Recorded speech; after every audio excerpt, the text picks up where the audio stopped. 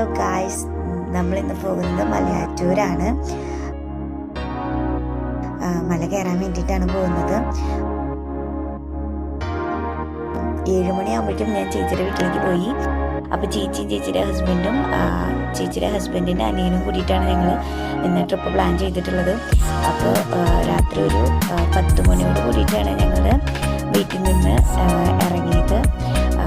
ഭയങ്കര ബ്ലോക്കായിരുന്നു റോഡ് വഴി നടക്കുന്നത് കൊണ്ട്. അതുമാത്രമല്ല, ഒരുപാട് ജനങ്ങൾ മല കയറാൻ വേണ്ടിയിട്ട് എത്തിയിട്ടുണ്ടായിരുന്നു. അങ്ങനെ ഞങ്ങൾ ട്രാവൽ ചെയ്ത് അവസാനം ഞങ്ങളുടെ ഡെസ്റ്റിനേഷനിലേക്ക് എത്തി.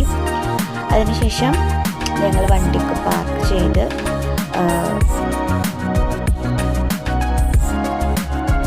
ഇതാണ് ചേച്ചിയുടെ ഹസ്ബൻഡ്, ചേച്ചി, ഇത് ചേച്ചിയുടെ അനിയൻ.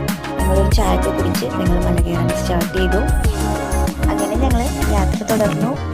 അതിനുശേഷം ഞങ്ങൾ ആദ്യം തന്നെ പോയത് പ്രാരംഭ പ്രാർത്ഥന ചൊല്ലാൻ വേണ്ടിയിട്ടാണ്.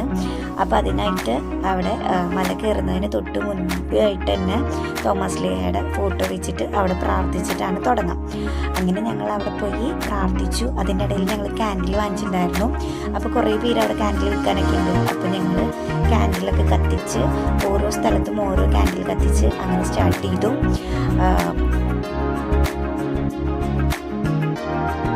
അതിനുശേഷം ചേട്ടന് വയ്യാണ്ടായി.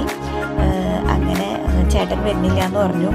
അതിനുശേഷം ഞാനും ചേച്ചിയും ചേച്ചിയുടെ അനിയനും കൂടിയിട്ട് മല കയറാൻ തുടങ്ങി. അങ്ങനെ ഞങ്ങൾ ഡെസ്റ്റിനേഷനിലേക്ക് എത്തി.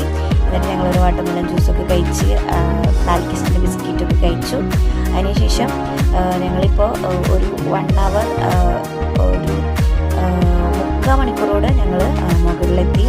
മാർത്തോമ മണ്ഡപത്തിൽ കയറി പ്രാർത്ഥിച്ച് നേർച്ചയൊക്കെ ഇട്ട് അവിടുത്തെ കുഞ്ഞു പള്ളിയുണ്ട്, ആ പള്ളിയിൽ കയറി പ്രാർത്ഥിച്ചു. അതിനുശേഷം കുരിശുപള്ളിയുണ്ട്, അവിടെ പോയി പ്രാർത്ഥിച്ച് തോമസ് ലീഹയുടെ കാൽപാദം അവിടെ പ്രാർത്ഥിച്ച് ഞങ്ങൾ ഒരു ഹാഫ് അവറിനുള്ളിൽ തന്നെ മലയിറങ്ങി താഴേക്കെത്തി.